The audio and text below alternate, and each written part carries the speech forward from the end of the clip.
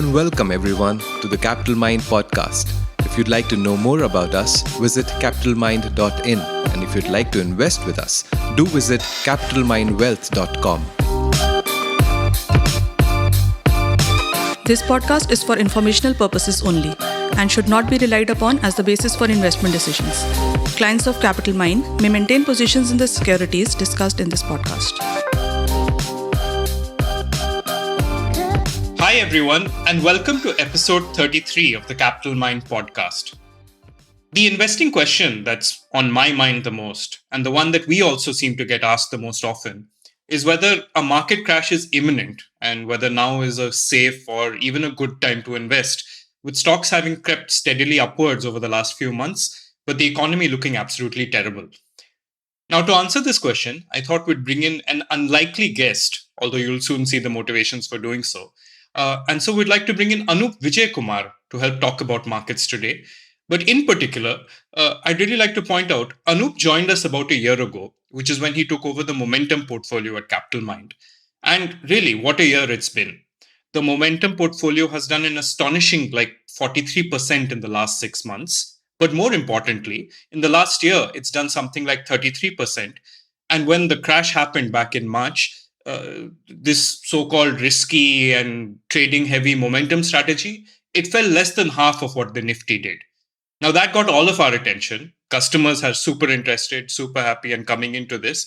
And really, why I really decided to bring Anup in here today is most folks like myself, when we first hear about momentum, we think it's this risky high churn portfolio that really won't work for me. But when you look at its performance and how its risk management works, it really has a very different appeal than what I thought it would.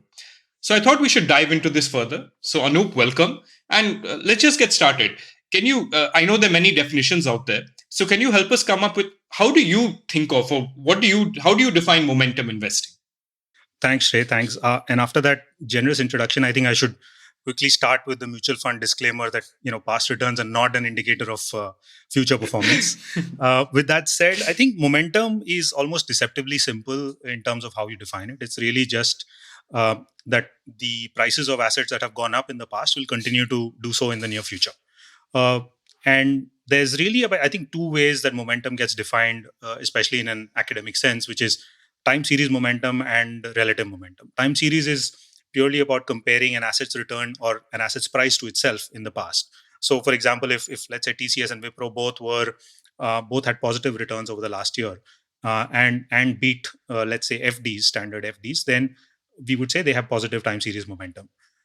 Relative momentum would actually compare them across the board to decide which one is the better pick. So, let's say if TCS did 8% and Wipro did 6%, and both have beat the fixed deposits, then TCS becomes the preferred pick from a relative momentum point of view. But to boil it down, it's really about saying what's done well in the past will continue to do well in the future.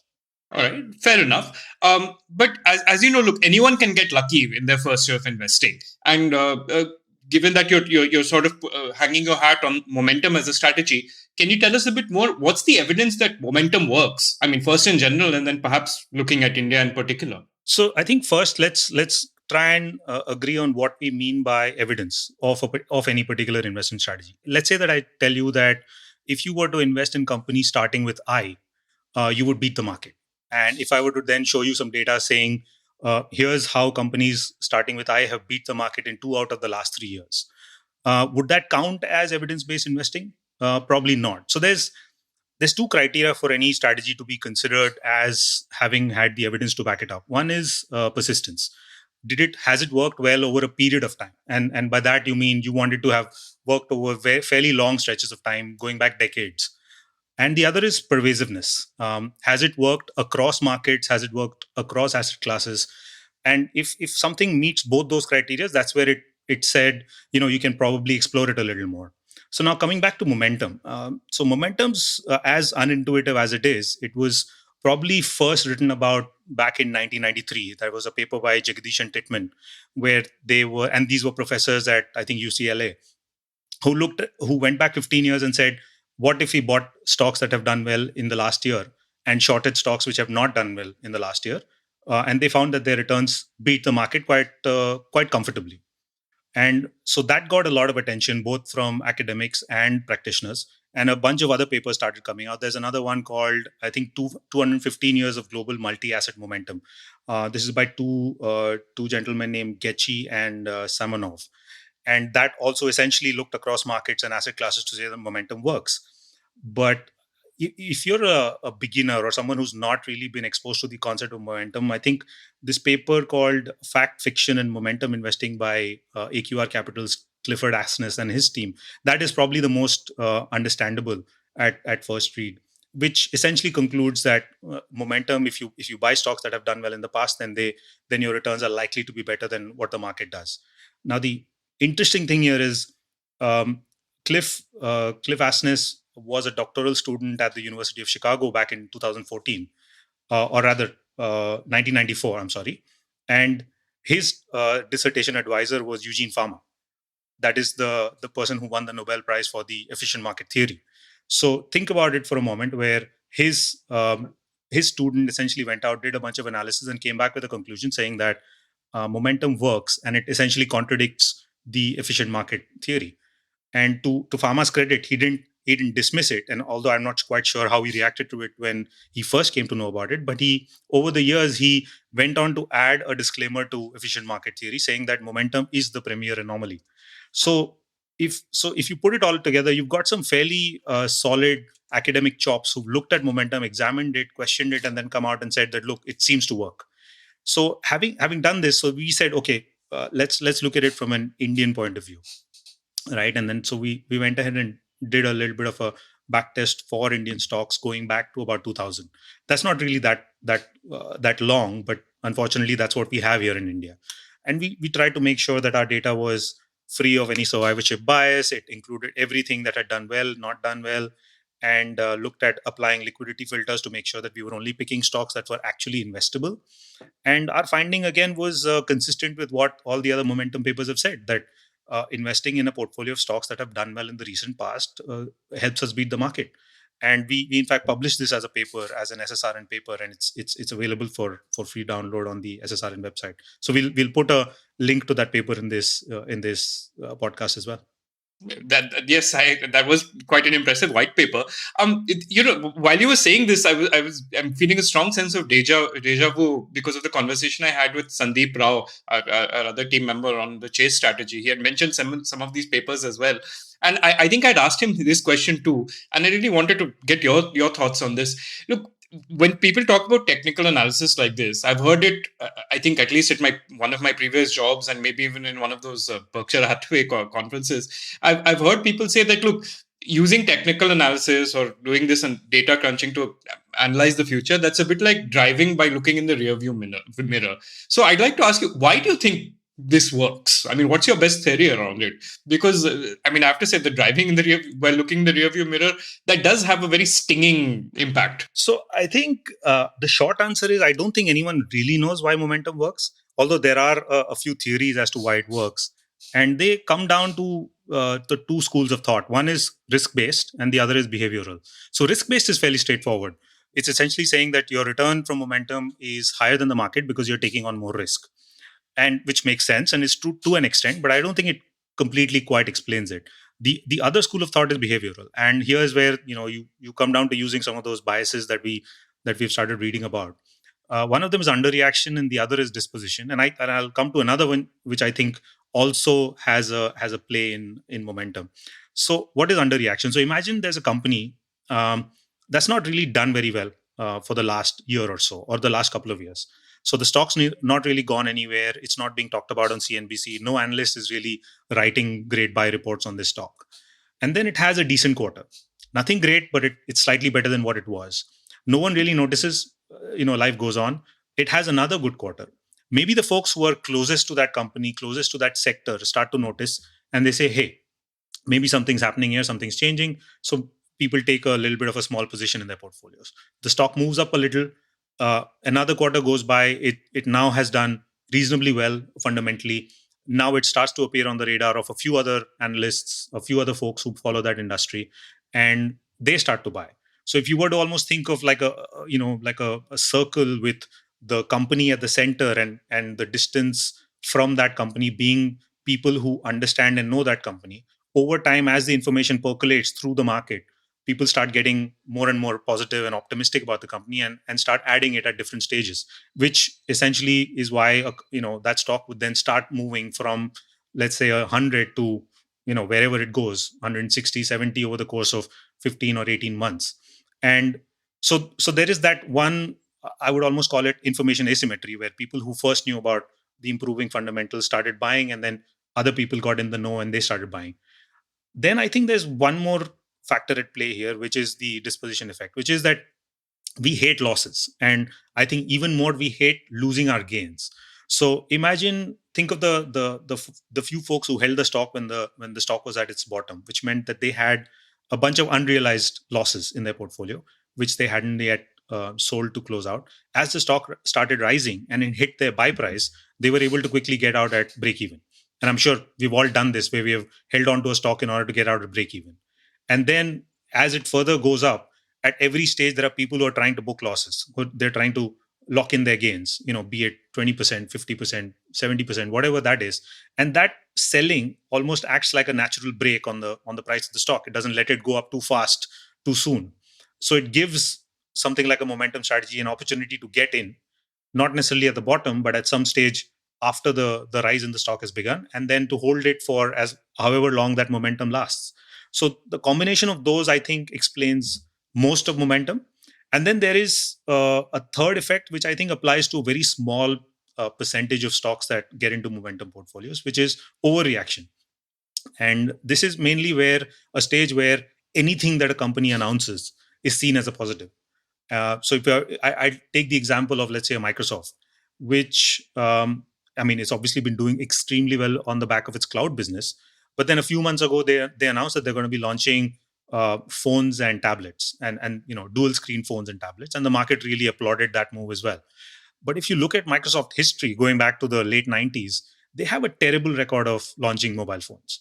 Right from the Windows operating system, Windows CE operating system, followed by the Windows Phone and their acquisition of Nokia, and then subsequent attempts at launching Android phones, they've all been pretty terrible. And yet, here is the market, after the company's been doing well for a while on the back of other businesses, when it announces phones and tablets, everyone gets excited and says, oh, that's a fantastic positive. Now let's come back closer to home. We've got Reliance as a classic example. I think from 2009 up till 2017, the stock went nowhere. And the company was doing pretty much what it does now, as in it was entering new businesses, it was making acquisitions, it was divesting certain assets, but no one was interested. Suddenly, in the last year or so, they've started acquiring companies. They started selling stake to institutional investors, and everyone's really excited about them. And if tomorrow Reliance were to announce that they're getting into the electric car business, I'm sure the stock would bump up 20% based on the optimism, without anyone caring whether or not they can actually execute on that. So there is that element of euphoria and overreaction that happens with a few stocks in a portfolio. And if you hold a bunch of different momentum stocks, a couple of such stocks can really make a huge difference to your overall performance. And that's why I think overall momentum works at a portfolio level, where some stocks do extremely well, some will do okay, and some others will just be negative. That was very persuasive, Anup. Thanks for that. When I go around telling people about momentum, one of the first reactions is maybe this isn't really for me. Maybe it takes a little more time to understand. Some of the limitations are kind of obvious. So, in your mind, what are the true downsides of momentum? Or the shortcomings of the strategy? So I think there are some real downsides and there are some perceived downsides, the way I look at them. So the real downsides first are momentum is a fairly active and it's a high churn strategy, meaning it's going to be moving in and out of stocks fairly regularly, and so which doesn't work for a lot of buy and hold investors who'd like to make their buy decision and then not revisit for 5 or 10 years. So it is fairly active, and therefore it's not for everyone. The other is momentum never actually will manage to buy at the bottom and sell at the top, which is essentially the holy grail. But because of the fact that momentum relies on recent history to decide whether or not to buy a stock, it'll have to wait for a stock to rise a little, and it'll have to wait for a stock to fall a little before it sells. So those are two real downsides to it. The other is more perceived. It's unintuitive.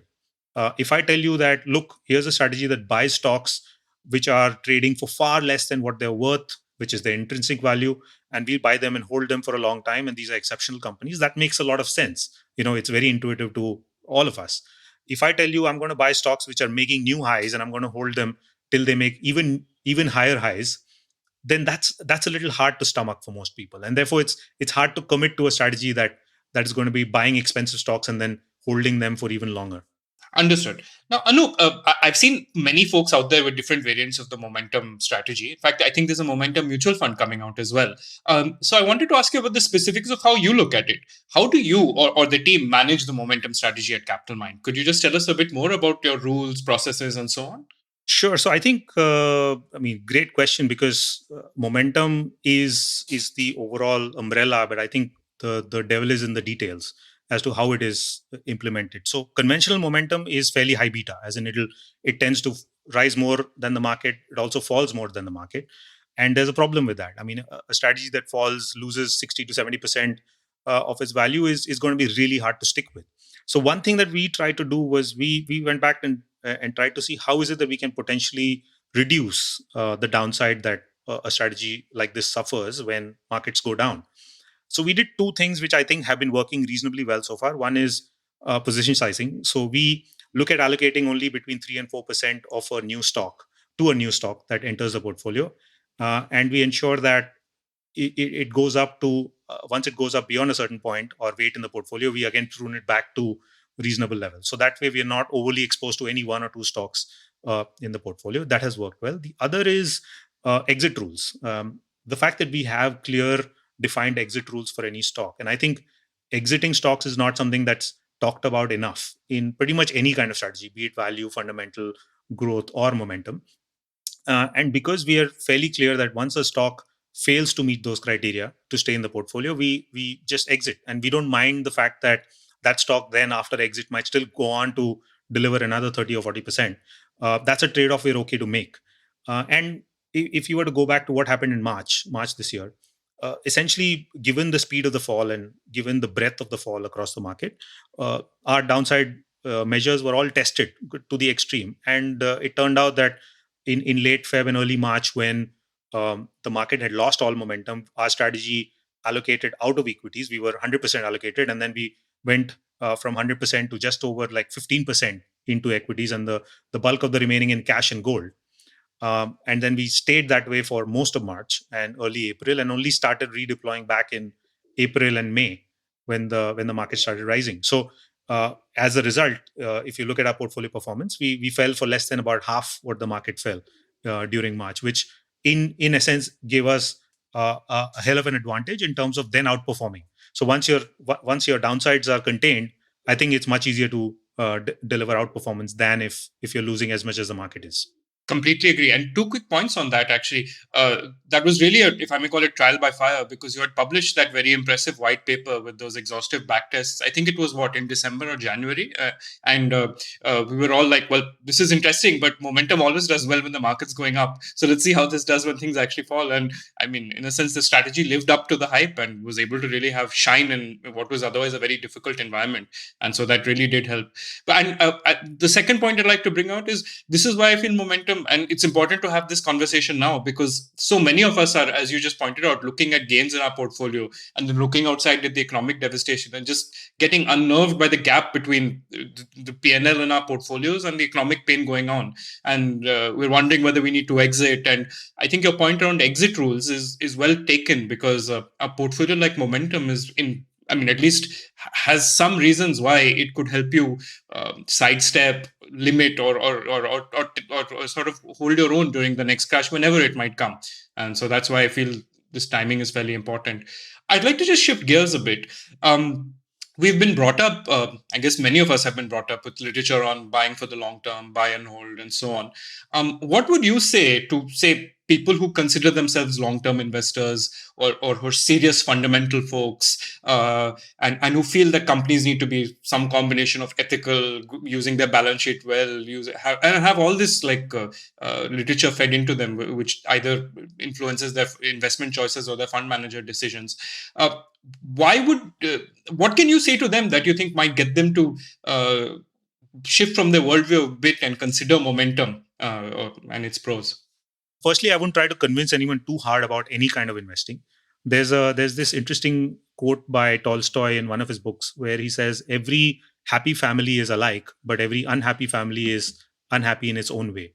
I would actually reverse that for investing and say that every successful investor is actually successful in his or her own way, and every unsuccessful investor has a lot in common with each other.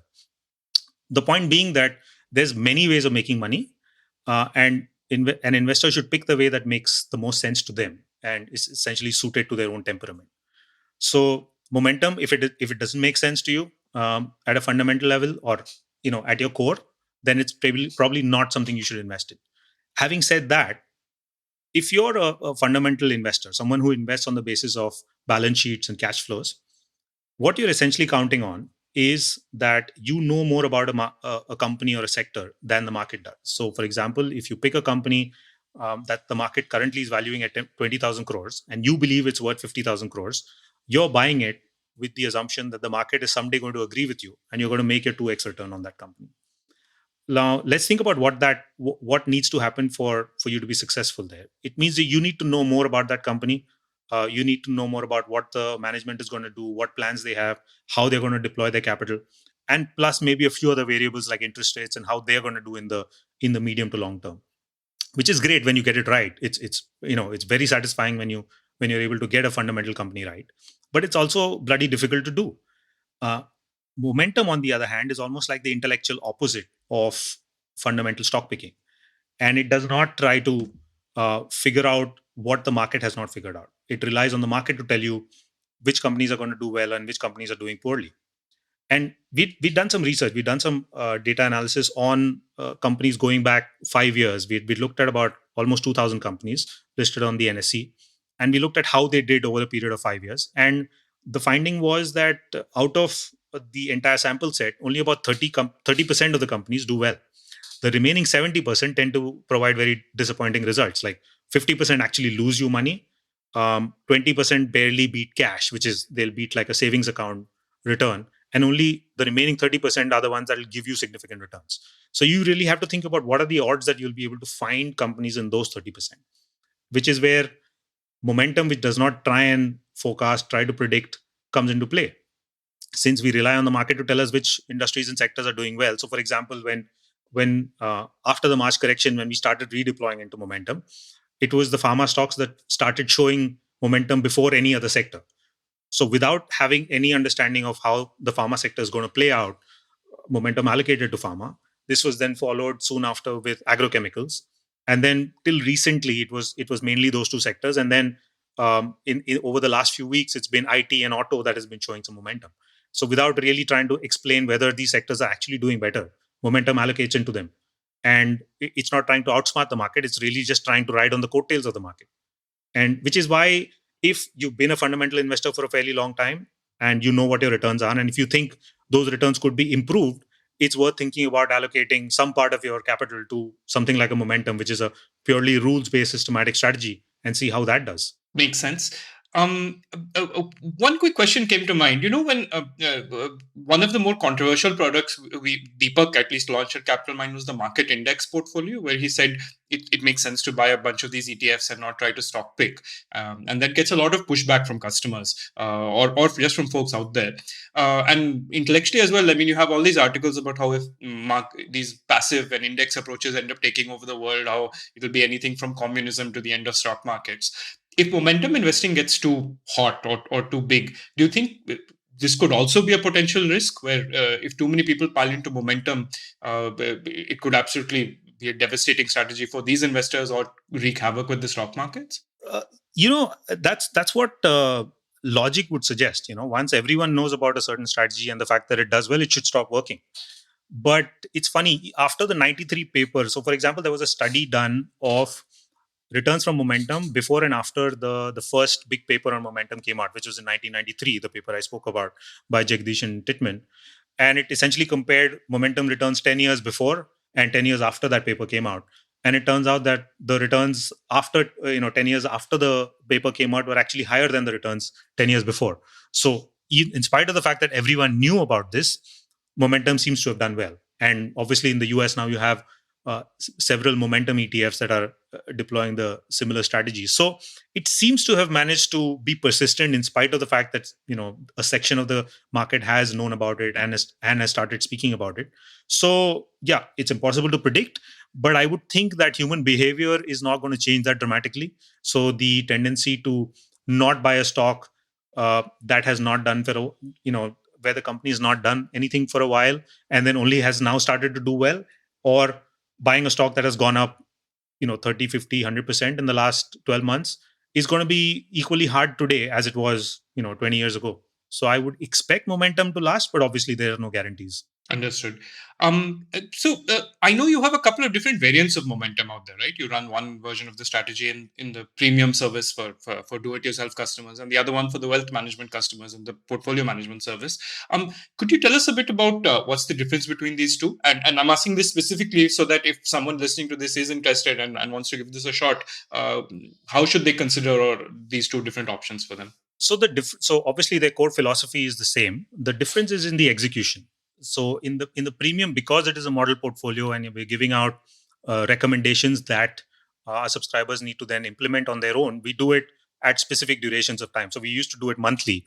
We actually then brought it down to weekly updates, where instead of taking the risk of doing the entire rebalance on one day in the month, we spread it out over the course of the month. So we essentially make changes in the portfolio every Monday. So while in the PMS, we have no such restriction. I mean, we can essentially take action every day of the week, depending on how things are going.